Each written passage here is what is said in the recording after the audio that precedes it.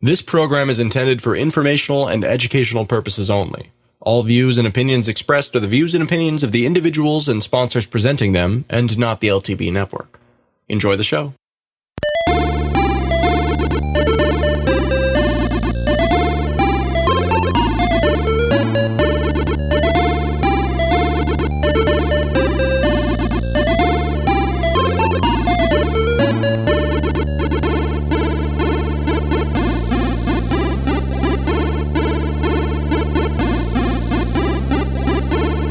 This is Sex and Science Hour with Brian Sovereign and Dr. Stephanie Murphy. Get your freak on.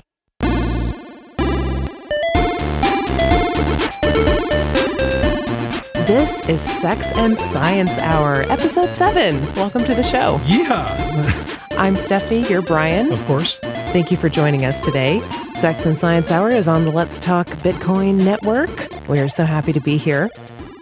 And we have an email address. Okay, so this is going to be a show that's full of listener emails because we've been getting too many listener emails to kind of fit into the show in a graceful way. So this is just going to be packed with listener emails.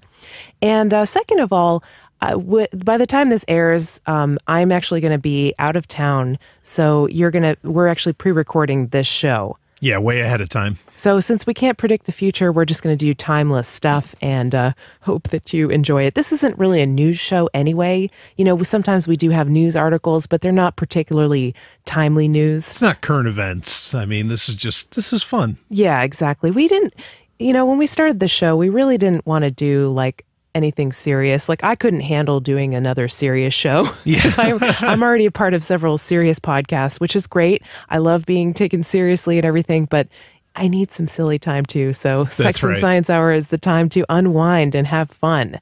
And I hope you like that too. But yeah, we can't really handle doing a current events show because, we're busy people. We can't always record, every week, right the day before it comes out or whatever. Right.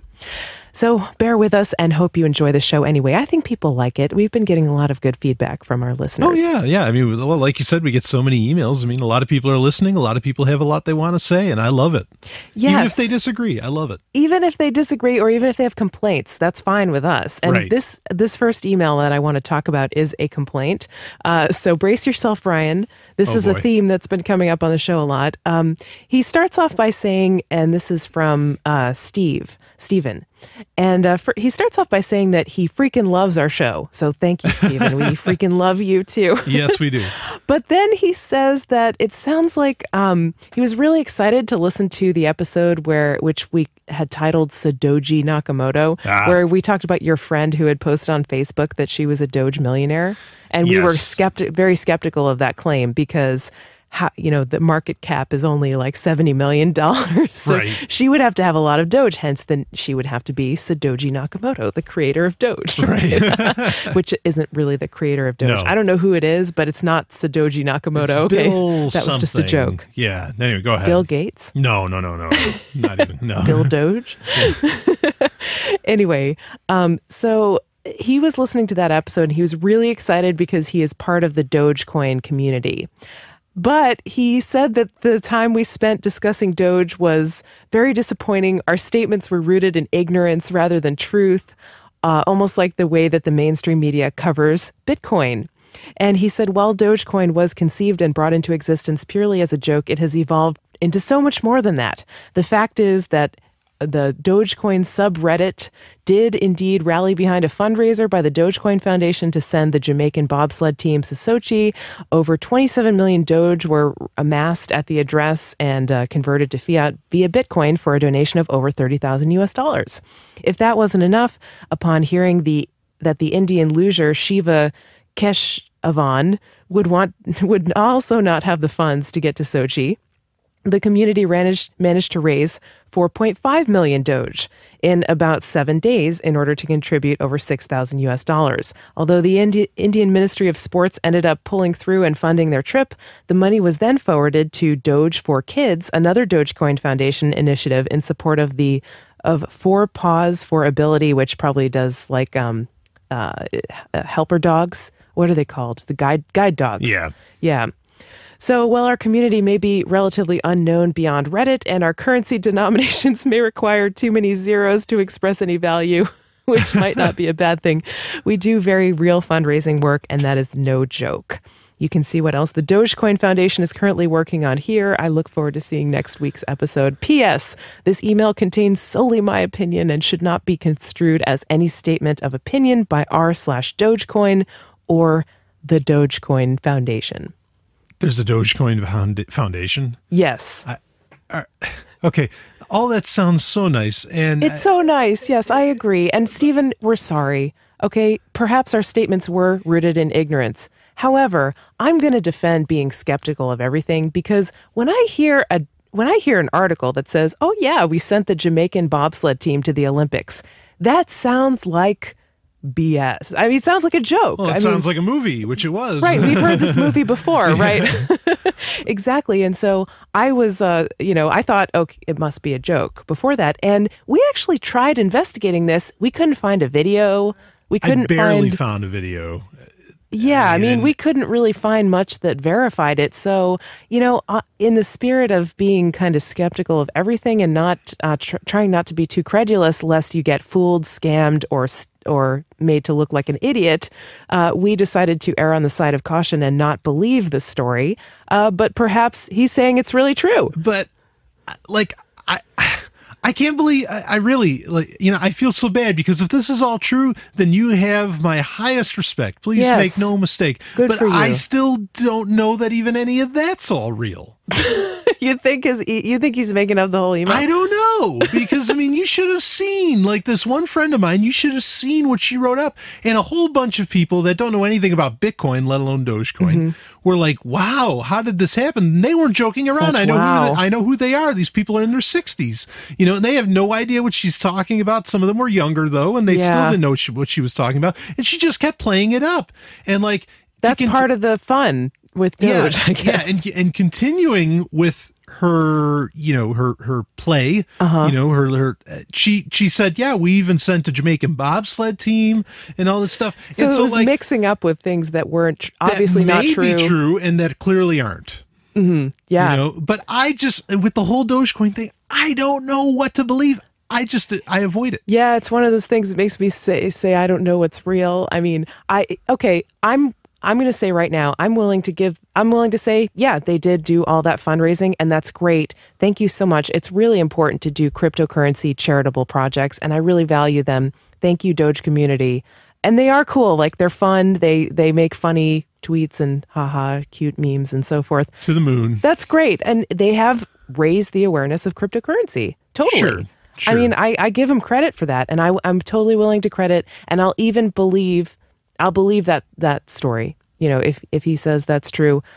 I don't think I would donate to a fundraiser to send the Jamaican bobsled team to the Olympics because I don't want to get scammed, there's a certain amount of self-protection involved in kind of the skepticism of not believing stuff. Because, you don't want to look like an idiot. You don't want to get fooled, right? But I'm trying to understand that one, okay? To sending the Jamaican bobsled team.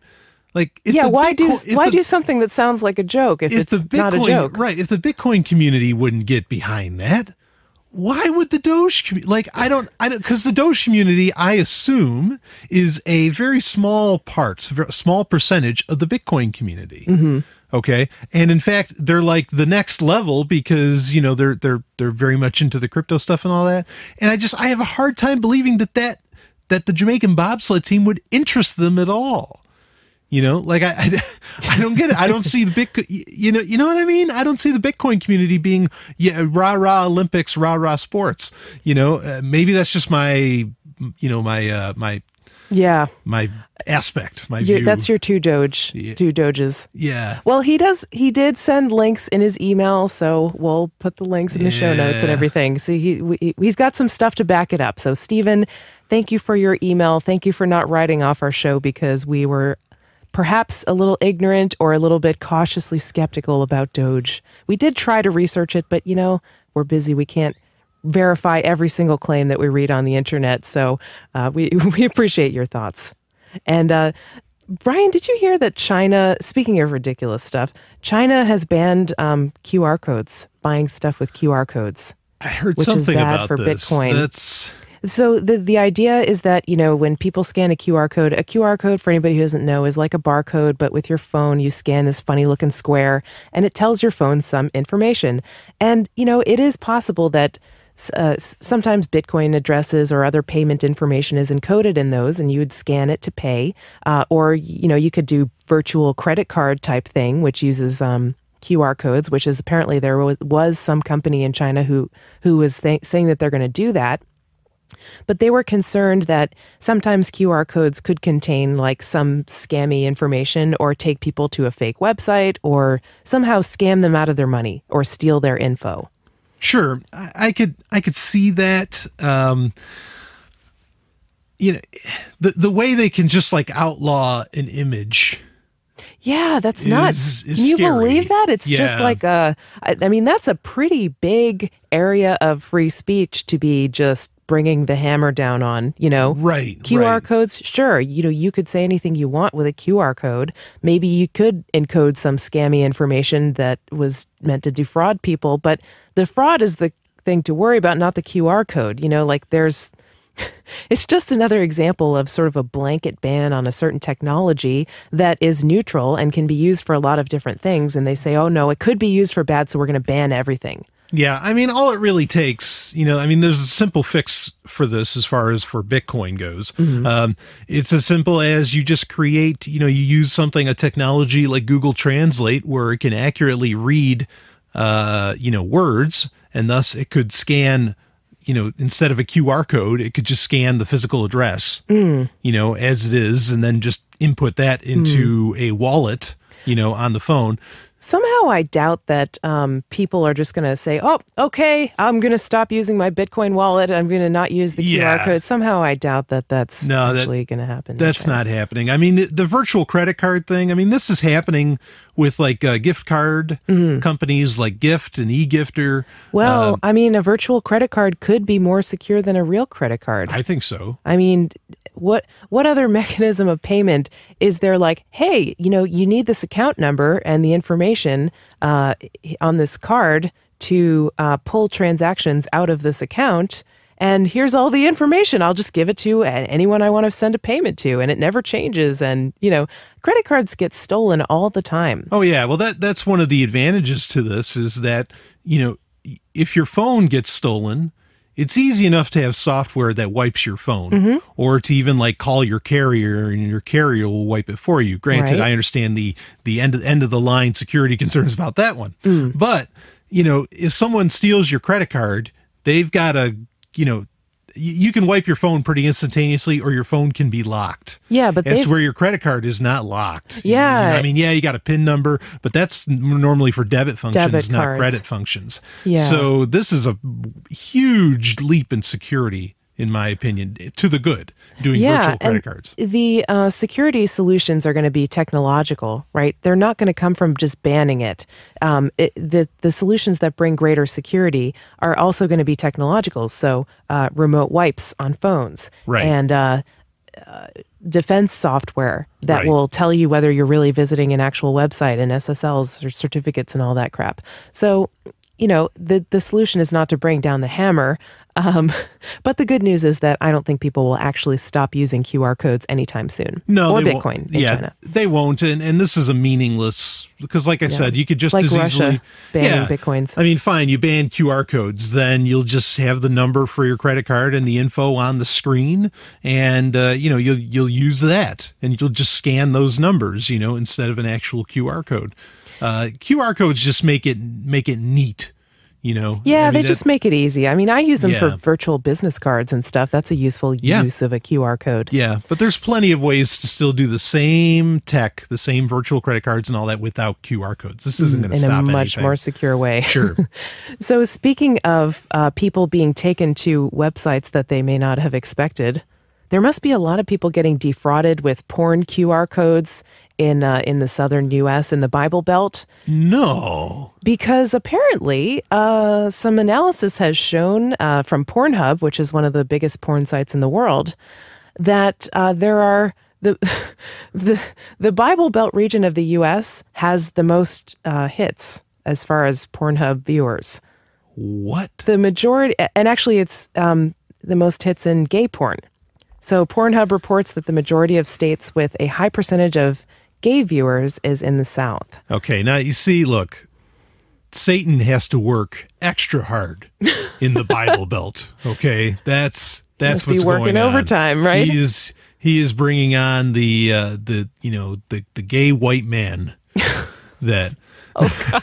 Yeah, we saw an article from a church saying that the white homo demons were coming for people. Right. And anyway, the point about this is I think it's ironic, right? Because these are places that are generally considered to be kind of culturally hostile to homosexuality and bastions of conservatism. Bastions of religious conservatism, which is, very much against homosexuality. And there are lots of people there, more than average, in other regions who are watching gay porn. So how many of those people are closeted? Does he protest too much, right? What is that line? Doth he protest too much? Yeah, he who does protest too much, right? Yeah. The hypocrisy just never ends with this kind of thing. I bet Pornhub fudged the numbers. You think it's a conspiracy, Brian? Those Packers. I don't know. I mean, it would be convenient for this, progressive atheist to have this statistic, but I mean, to me, it's just sad because people should be able to come out of the closet and not feel shame about what they like, no matter where they are. I agree. Let's get to that world. That's where I want to live. More coming up on Sex and Science Hour.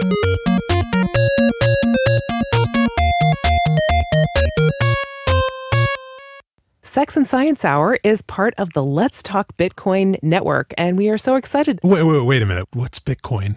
What's Bitcoin? What's Bitcoin? Well, you'll have to listen to Let's Talk Bitcoin to find out. It's a twice-weekly podcast, and you can find it at letstalkbitcoin.com. Okay, I gotta know. Yeah, you really should probably get on that. It has a whole network? Yeah, we're part of it. How did I not know about this? You must have missed the memo that we were on their network.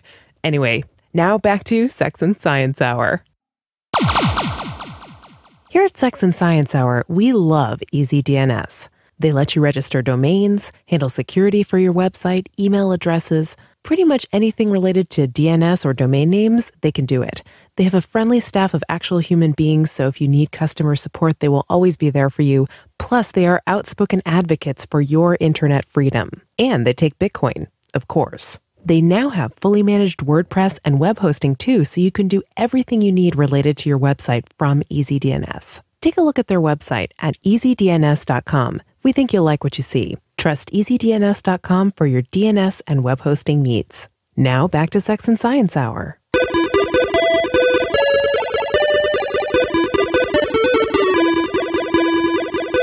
This is Sex and Science Hour. Welcome back to the show. I know it's got to be everybody's favorite hour of the week by now. I hope so. I mean, some people probably are not going to like some of the things that we talk about, and you can't please everyone, okay? You're a sucker for trying. We have our own opinions. We're not claiming to be objective so-called journalists. No, never claiming This is an objectivity. opinion show. You may not agree with our opinions, but it is great fun to discuss them on the air with you all. And we do have love fun with us. Love your emails. Yes, have fun with us. I mean, have you fun. can disagree and still have fun. I mean, that's just how it works. Exactly. So Zach wrote in. We got an email from Zach. Talking about a comment that was made by Brian when he said that sex is like pizza and even when it's bad, it's good. He said, personally, I think that sex can leave one feeling worse than before in much the same way a bad pizza gives me a stomach ache and heartburn. I think communication is key when it comes to any relationship, especially a sexual one. We all have different needs, likes, and dislikes, and if we don't let each other know, we will be doomed to a life of bad pizza. Here, Zach. I couldn't have said that better. That's a great I'll agree with him. I'll agree with him on that. That there is sex that can be bad. Yeah, and it can leave you feeling worse than before. It's absolutely true that not all sex is good, right? Like the saying was that some sex is like pizza, even when it's bad, it's good. Right. Yeah, I don't know if I agree with that either. I think you just said that to be cute. But. Yeah, I mean, definitely there's times where, I'm a really sex positive person, but certainly there are times where, maybe after the fact or even during, you just realize, what am I doing? Why am I doing this? And the reasons are not, good. Yeah. So how do you recover from that? How do you come back from a sort of negative sexual experience? I mean, of course, now we're getting into an area that might be kind of a downer, which is that, of course, not all sex is consensual. People can be forced into it. And that's, sure, that's going to take a lot to come back from. And sure, it's going to take some conscious effort to heal from that, especially if it's on abuse or whatever. But I mean, what about just like bad sex? Like, how do you recover from it? I can't speak from experience. You've never had a bad experience. I'm sorry. All right. That's a fair answer, Brian. That's a fair answer. Zach also said he really appreciated our show because it's refreshing to hear people talk in a relaxed and honest way about sex and matters thereof. So, and that's the best thing I like to hear. I like to hear that. Yeah. He says, I wish it was more commonplace in our society where sex is such a taboo subject to speak openly while gratuitous violence is practically shoved down our throats as a necessary fact of life. Wholeheartedly agree. It is one of the most annoying things that the double standard in movies and TV, show a nipple or some pubic hair and, oh my God, it's rated X. We can't let the children see this. But, blowing people up, body parts strewn everywhere, Saving Private Ryan and so many other violent movies. It's all fine and good. It's PG-13. Yeah. I mean, the fact that a lot of military men are praised as heroes, and then prostitutes are degraded. Oh, yeah. As being the slime of the earth. Well, that doesn't make any sense. When you go to a movie, it even starts before the movie because they have ads for the military and National Guard before every movie. Oh, yeah. I don't think that's one of the reasons I don't go see movies in theaters, because there is just so much military worship. Yeah. And then people will say, oh, but, in the movies there's so much sex. It's like, well, yeah, but hold on. Like, depending on the rating of the movie, like they literally in these, because you have to take the movie to the MPAA where they essentially judge, okay, what rating is this going to get? And they count the humps. Literally, like they. Well, you got to have standards, Brian. Right, they scrutinize the sex so much, as to where with the violence, very little scrutiny. I mean, it depends on how many organs get shown or how much to bits a person gets blown away. I mean, the scrutiny doesn't even compare to. It's like, okay, the sex, we got to count the humps. How many people have sex in this movie? All this stuff, when there's no regard for body count in a film. It's a double standard. It's annoying. Yeah. Well, I mean, I agree. Like, it does desensitize you when you constantly see violence in film and TV. And that's really sad, because I think a lot of people are walking around very, very desensitized to violence in the US here. And the really, for me, the worst part is the combination that often happens, the combination of sex and violence. Like glamorizing the violence, yeah. Yeah, or that sex is a reward for violence. Oh, yeah. When they're diametrically opposed actions, completely, in my opinion. Now, people want to say, oh, human nature is this, and we can have that conversation if someone wants to email about that. Okay? We're just as close to bonobos as we are to chimps. Exactly. That's what people claim. Oh, humans' closest relatives, chimpanzees, and they eat each other and rip each other's arms off. Well, we're just as close in terms of genetics to bonobos, and they are completely nonviolent. And in fact, they have sex for fun and bonding among the tribe. It's a social act. It's not even, for them, their primary purpose of sex and erogenous actions are social, not reproduction. Oh, yeah, it's definitely not reproduction. Yeah. I think there are other kinds of monkeys too. I want to say it was like rhesus monkeys or some other kind of monkeys that actually will like the monkeys do this kind of version of prostitution where the female will have sex with males who will like groom her and brush her hair. Wow. Yeah. Isn't that interesting? Prostitutes. Those dirty monkeys, they're going to burn in hell. Selling for sex. Yeah, I guess, because prostitution is not natural, of course. We need to stop it by forcing them into church. Yeah. See our last show for that. Yeah, it's called the oldest profession for a reason. Anyway, Brian, there's a study that's come out, speaking of the children and protecting the children from anything that might hurt their sensitive eyes and ears. There's a study that's come out about parenting and happiness, which I thought this was really interesting, actually. And it looked at the question, does having a baby bring more fulfillment to parents? And if so, how do mothers and fathers see their roles in raising the child? So this study was by the Pew Research Center, a big mainstream research organization. You could probably criticize some stuff about their methodology, but let's just say they had a large sample size, that it seems to be true. And what they found was that couples with children versus couples without children were just as happy. So I think that's pretty cool. I mean, so what that says to me is having a child does not necessarily, make you happy unless perhaps you wanted to have one. Okay. And not having a child doesn't make you unhappy. That's kind of a popular myth, isn't it?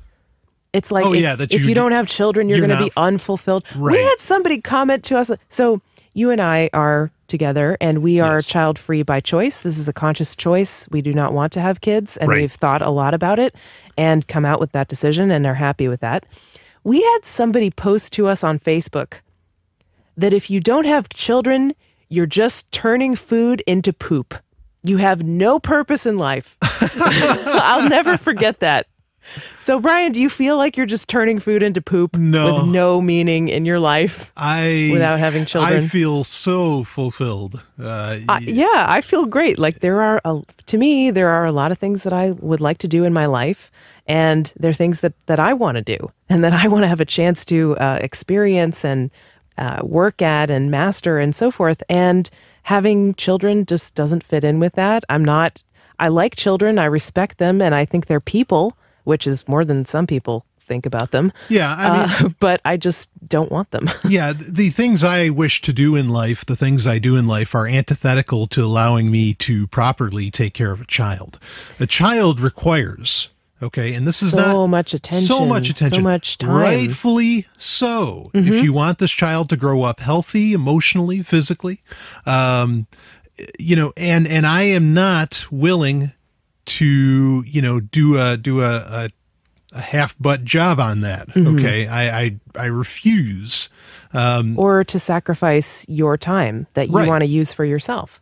Right. And so my choice in not having a child is actually in my opinion, is a choice in favor of children. It's a pro-child decision. Yes, I feel the same way about it. That I am not against children by not having children. I am for them in that I will not bring a child. You don't want to screw one up. Yeah, exactly. They're like butterfly wings. Yeah. I mean, once touched, there's a problem there. Yeah. Oh, absolutely. And you've really, you can't get off the ground. You've got to be so cautious. And I do not wish to damage any human being, child or not. But I have no desire for that. And so our decision, in my opinion, is actually very pro-child. I think so too, and it's very conscious. I mean, a lot of people do in the U.S. The rate of unplanned pregnancy is about 50%. So, like half of all pregnancies are unintended. Yeah. I mean, I always say, well, what do they think is going to happen if it's a man and a woman having sex? What does that lead to? Right. I mean, but apparently there are a lot of children out there who are unplanned. Yeah. And sometimes they end up being children. Sometimes they end up being abortions or miscarriages. Right. But I think we could all stand to maybe be a little more conscious about our reproductive choices and activities that might lead to reproduction. Yeah, absolutely. I mean, and that's the thing, and if you want to go, as like a guy, I'll speak as a guy, if you want to have a very, sexually free life, to where you're not quote unquote tied down or whatever, or, you're having multiple partners, consider getting snipped. I mean, I got snipped. That's a foolproof way to prevent unintended pregnancies from the women that you have sex with. Right. Yeah. And there's nothing wrong with choosing that kind of lifestyle. Nothing wrong with that at all. Just maybe you might want to consider a vasectomy, because it's not fair to put that your lifestyle choice onto a woman who may get tied down with a child. I wish that there were more better options for men, because I think men are a little disempowered when it comes to birth control, because really what have they got? Condoms. Okay, that not everybody likes them, or it may not be ideal for everybody's situation. Beyond that, vasectomy. I mean, vasectomy is very popular, but it is very permanent too. And there are technologies out there. The technology totally exists to do reversible vasectomies by injecting a polymer into the vas deferens instead of cutting it. And that's very hard to reverse. Right. You can inject a polymer that lasts for 5 years, or it's totally reversible. It can be dissolved with another injection, non-invasive, just a little prick. And that would be a great solution for many men. But the research and development, I don't know, it's not going forward. There was a foundation who was trying to fund it privately because no pharmaceutical companies would do the research to develop that. Yeah, it's an odd thing, and I don't want to call it conspiracy or anything, but it's an odd thing how society really hasn't done anything to help, males keep from reproducing. Done a lot, towards women. I think they look at it as women's responsibility. Yeah, well, that's a problem. Yeah, I would like everybody to be empowered about their reproductive choices. And I swear we'll talk about Bitcoin in a moment here on Sex and Science Hour. There's more coming up.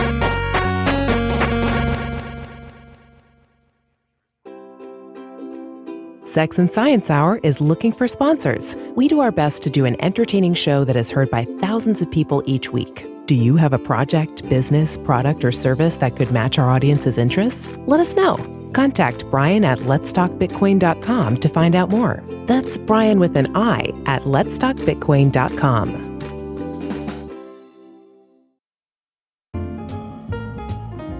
Here at Sex and Science Hour, we really appreciate your support. We've received tips from listeners, not just in Bitcoin, but with other altcoins. Those are always listed in our show notes in case you want to send us a tip, which we thank you for very, very much.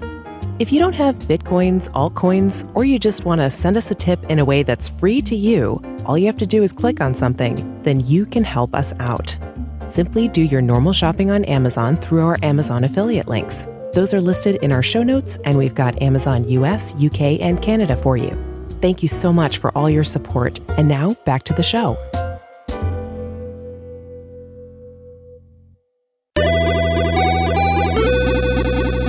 This is Sex and Science Hour. We've been talking a lot about sex and a little bit about science this episode.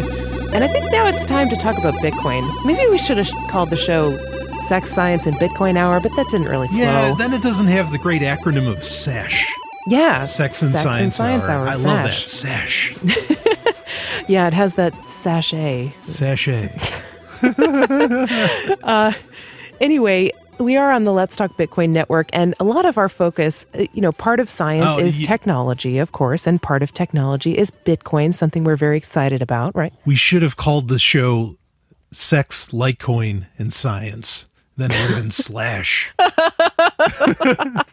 That's good. You keep on thinking of those acronyms, Brian. That's pretty clever. Yeah. I have to say I like that. But I want to talk about decentralized exchanges, because that's been something that a lot of people have had on their minds lately in terms of virtual currencies.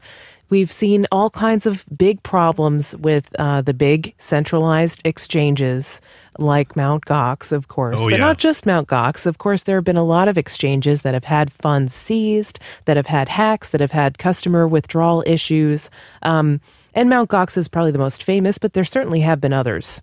Right. And in a world where we now have a currency, a virtual currency that allows us to send payments anywhere in the world without asking anyone permission and just send money as easily as you would send an email to anywhere, why, and it's done in a decentralized fashion, of course, why do we have so many centralized exchanges, which are central points of failure and regulation and theft and all the other problems that come with centralization? Well, I mean, as to the question of why, I think this is actually a problem in the cryptocurrency world, is that a lot of the cryptocurrencies, Bitcoin included, are just finding out a way to transpose the legacy banking system or legacy financial systems, not necessarily banking, into the digital realm. And they're trying to do it in a more efficient way, maybe in a trustless way. They're trying to be a slightly better JP Morgan or Bear Stearns. And that's unfortunate, because the exciting thing to me about blockchain technology is that it eliminates those. It has the potential to eliminate those structures. It has the potential to eliminate those institutions. And I say do it. You know, I mean, there's so many institutions that like let it go away like slavery, because it in many ways it's not very different. You know, in that it entraps people. Agree. Yeah, and so let it go. So these centralized exchanges, I think it's just, you know, maybe this is just part of the evolution, you know, of the financial system of digital economies. I think it is. I think that's inevitably where it's going. A lot of people have been working on decentralized exchanges for several months now, and we're starting to see some of them come to fruition. So, I mean, as a roundup of that, we've got, of course, Next, which has built into its protocol a decentralized exchange. It's a prototypical one. I mean, it's pretty simple. Yeah. You can't do grand, impressive things on it really yet, but, you know, it definitely has the potential to evolve into that. Yeah, and it's the first one out there, pretty much, for what it is. Just a couple days before we're recording this show, we also had Mastercoin, who launched a distributed distributed exchange, DEX. A distributed exchange. They've got like a video tutorial up, and they've got like a software that you can download, do distributed exchange of master coins. We also have this company MetaLayer, who's really I'm really excited. They don't have their product out yet, but apparently they have a lot of the code laid down for it. And I talked to Jonathan Terrell from MetaLayer, and he explained how it's going to work. And that was the one I was actually most excited about. That seemed like the most concrete. It was well laid out, solid, very well thought out. And I like that. What else? What other distributed exchanges? I think BitShares could do a lot of this stuff. Of course, it could actually do it really, really well. As far as, because BitShares will allow, I mean, Next and Ethereum, they allow for this too, to some degree, to where they can attach to anything. But BitShares has definitely got it going on, as far as, you know, they're more or less ready to go. That is like a big central perk of BitShares is their decentralized exchange. That's their first project, their first DAC, right? Right. So, you know, that's exciting. There's plenty of people. I mean, it's here. It can be pulled off. It's just, for most people, it's in testnet. Apparently, Mastercoins is not in testnet, but I'm not clear on that. It's sort of. It's like a half and half. I mean, it's live, but it doesn't seem like it's very super well established. And you can still, they're testing like a web wallet that they're developing, and they've got a test server for that. But yeah, I mean, it's live, but it's new. That's basically the bottom line. Yeah. I mean, Next,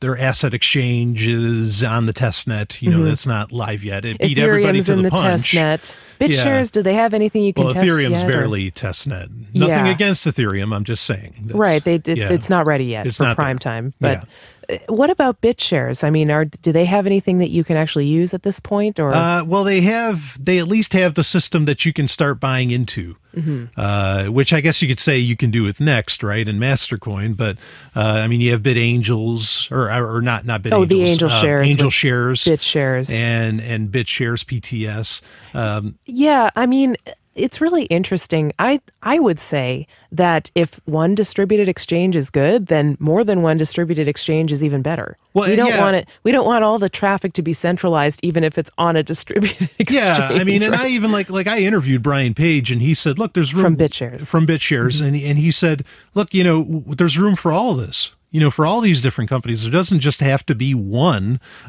which is interesting because I haven't heard the other company, like I've never heard Mastercoin say that they're okay with competition. BitShares has. I've yet to hear really Ethereum say that either. But I think they've said that. Maybe they have. Yeah, I've heard them say that. I think. Yeah. So, but I mean, but I guess the only advantage with BitShares is that you can actually claim a stake in it right now. Right. And like for what it is, as to where these other guys, you know, they still gotta like have it out there and prove it, you know, that's what they're doing, because it's not all they're doing. It's where it's like with BitShares, it's kind of all they're doing. Right. is a distributed exchange of sorts. I mean, it's not all. It's so complex.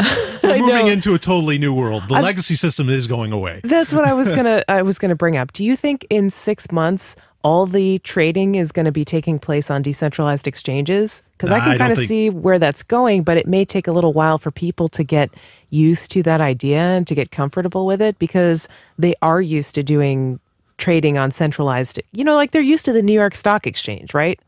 Yeah, I don't know if it'll be in 6 months, but in pretty short order, I could see this really happening and taking off. I mean, even Ethereum, when Ethereum gets launched, it's like a year before you get anything out of that. Right. According to the last understanding I've had of how that's going to work. So there's time. This stuff's going to take time, but it's in place, which is incredibly exciting. Yeah, I think that's really cool. And I can't wait to see what else takes place on distributed exchanges. I mean, it opens up a whole new world for all types of financial trading, but also for, exchanging of like services and connecting people with one another across the world for exchanges of services, maybe through like a proxy or something like that. Yeah, absolutely. In fact, you know what? I'll go out on a limb if you're open to me being really please. Far out. I'm open to This it. is the first time I'm ever going to say this on an audio recording, is that I think...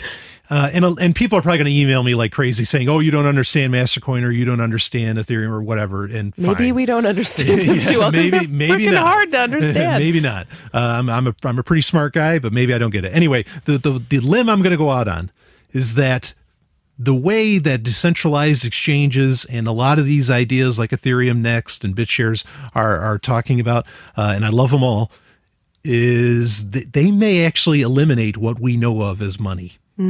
Like even Bitcoin, like blockchain technology is so much more than a currency. Andreas Antonopoulos has said this in the past. Right. And he's absolutely right. It is so much more.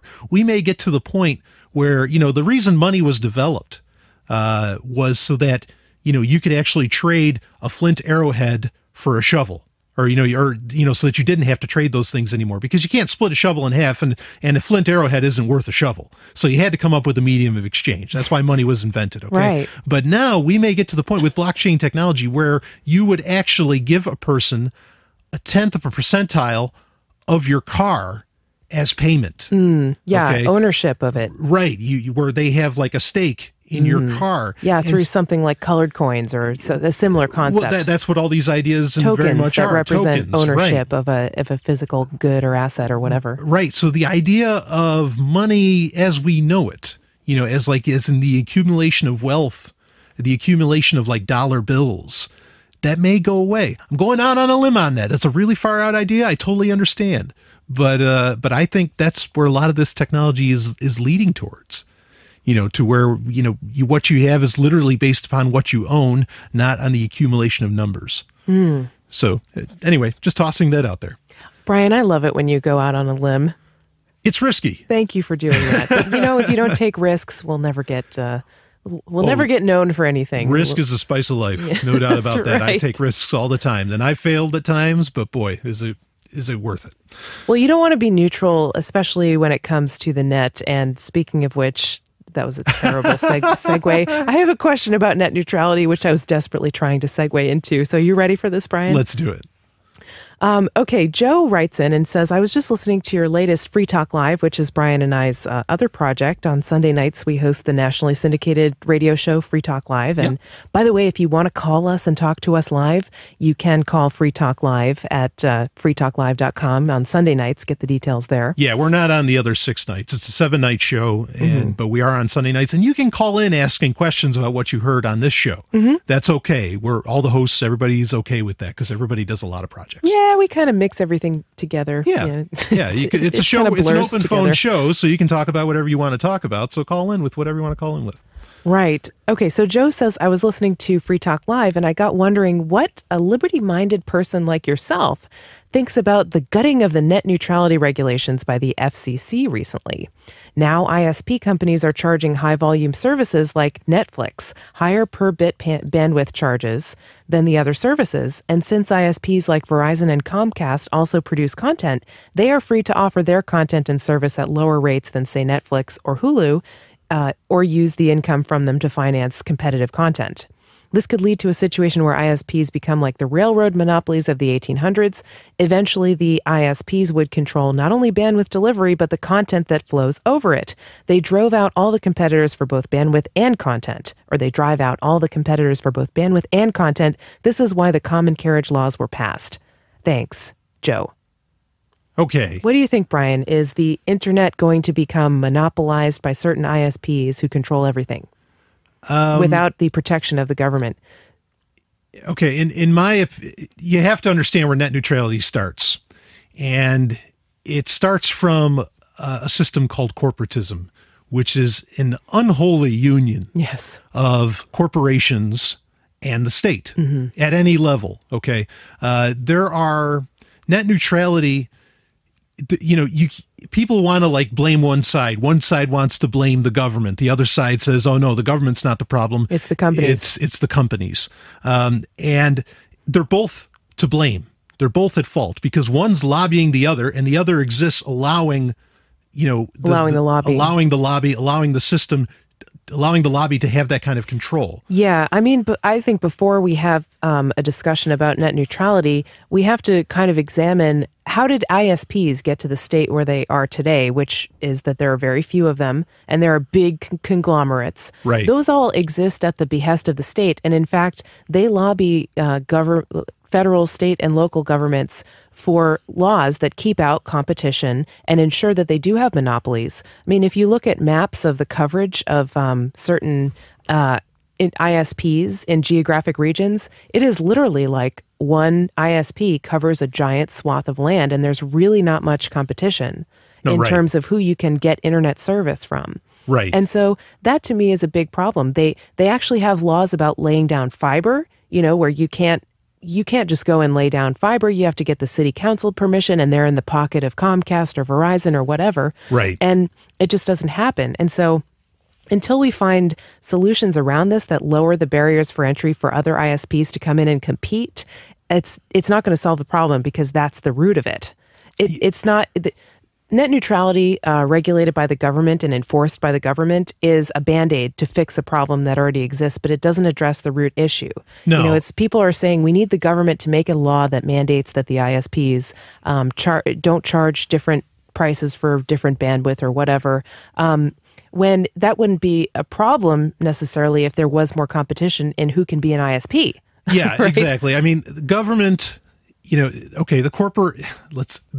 government is what actually, that's what makes sure that there's no competition. Government is what allows companies like Comcast and Time Warner to be as big as they are because they don't allow for competition. Because it's bottom line, the state is the one that says, no, you can't lay down fiber. Okay. Now, but where is the state, where is that idea coming from for the state? Because the state, could charge a company and, tax a company to say, okay, you can lay down fiber, but you got to pay us this much. But instead, Verizon or Comcast, essentially lobbies, thus pays off the government saying, no, don't let them. Mm-hmm. Okay. And so it's behooves the government to take the money from Verizon or Comcast or whatever large one. And so that's what government actually allows these companies to be the bigwigs that they are. Okay, without any competition. It's hard to see that, but it's important to point out because that is the root cause of all of this problem. And it seems paradoxical, but it's how it is. Mm-hmm. Okay, and one is just the strong arm, and the other is the idea, and they just work together. Just like cigarette companies, they actually want regulation. Right. Like Philip Morris, they want regulation that says no, you can't advertise. No, you can't start up a new cigarette company because that keeps out their competition. They have lawyers to be able to deal with that. Right. Walmart, they want regulation. They want certain labor laws and stuff because they have lawyers and they have the ability to deal with that as a big corporation. They can absorb those costs. Yeah. The small competitors who are trying to start businesses, they don't have a chance. Yeah. That's why, more and more today, you see big companies that are increasingly centralized. Maybe they're absorbing other companies, doing mergers and stuff. But it's very hard, especially in certain industries. When was the last time you saw a health insurance company start up? Oh yeah, it doesn't. I don't remember at all. But No. I'm not talking about mergers here. I'm talking about a new company. Totally new. Yeah. And I don't remember when that's happened because it's impossible to do that. The amount of regulations, the amount of restrictions, and the amount of anti-competition laws just makes it impossible. Right. And I want to give a good example of how things work when the government doesn't get involved. Now, the government, by and large, is not involved in Bitcoin. Okay, they're doing some things here. There's some cases here and there, but by and large, they're not like laying out the laws on Bitcoin. Okay, so when Apple, blocks pretty much every wallet out of the, native wallet out of the App Store For Bitcoin. Yeah. What happens is everybody, and we've seen plenty of people do this, they either blow up their iPhones, or they shoot them, and then they go and buy an Android. Okay, because the government isn't saying to companies, you have to support Bitcoin, the choice is allowed to happen. Okay. And that's a good point. Yeah. And Apple, doesn't become like this monolithic thing, even though it is in other ways. But this is just an example of what happens when you don't have the force of government to back the decision of a company. Okay, because what can happen is that could you ever even imagine government saying to phone providers you have to support Bitcoin? I mean, they would never do that either. No, that's not going to happen. Even when, be careful when you ask the government for regulations that supposedly benefit you, because usually the government is not acting in pro-consumer ways. They're in the back pocket of corporations, and they're going to make laws that favor them, not that favor you. Yeah, absolutely. And the other point that a lot of people are missing is like, well, okay, yeah, but we're in this present world. The government has to do something about this. The government has to keep them from being able to do this multi-tiered internet that Comcast is talking about. They can. This is the thing, is that they don't need the net neutrality laws to do it. The FCC can regulate wireless transmissions. Okay, right now, and they don't, and they won't, because they're all buddy-buddy with these corporations. All right, and so that's the thing, is that like you're wanting to come up with a law to solve this. The FCC can already do it all, pretty much. Okay, because how many people still run on the hard line of Ethernet? Nobody does that. Most computers, laptops, and everything sold today are being sold without Ethernet ports on them because everything's wireless. Right. Okay. And so, sometimes I wish I had an Ethernet port. Yeah, me too. Okay. So the FCC could solve this whole problem instantaneously, no new laws required, and they do not do it. Okay. So you got to understand that these two are in bed. Don't look to the big corporations. Don't look to government for the solution because they could solve it, and they don't. Absolutely. And I hope that answers your question, Joe. Keep the feedback coming. We love to hear from our listeners. Email show@sexandsciencehour.com if you have a comment you want to share with us. We did actually get a couple of emails about our liberty discussion that we had a couple weeks ago with Terry. I don't think we have time to broach the subject right now, and that was a pretty... We could do it all show long. That was our weekly libertarian screed, Brian, for the last email. Yeah. So I think we'll just end off with this last email that we got. This was a doozy. This really kind of bugged us. We got an email from somebody who listened to the very first show of Sex and Science Hour, was turned off because he heard a discussion of creationism and evolution. And we only have a couple minutes left. But this person basically said certain subjects should not be talked about. You shouldn't have even brought this up. And especially you shouldn't be giving opinions on it when you're biased. Well, I just would like to let everybody know this is an opinion show. We are not claiming to be unbiased, objective journalists, and there are no unbiased, objective journalists. We're talking about things that mean something to us, and we're trying to do an entertaining show. I'm sorry if this offended you. I actually thought that particular discussion was quite fair, and I was actually kind of pro-Christian. Gave a lot of credit to the other side. Yeah, and I'll say this: when someone tells you can't talk about something, you start talking about it. Exactly. Right away. Then you know you're on the right track. So thank you, listener, for pointing us in the right direction. Yeah. You don't have to listen to our show. There's an off button on your radio, on your computer. Feel free to use it if you don't like what we're saying. But if you do, we thank you, and we can encourage you to continue listening. And if Have fun with us. If you like part of what we say, send us an email. Let us know. This is Sex and Science Hour, and thanks for tuning in. You've just heard Sex and Science Hour. Game over. Play again next week.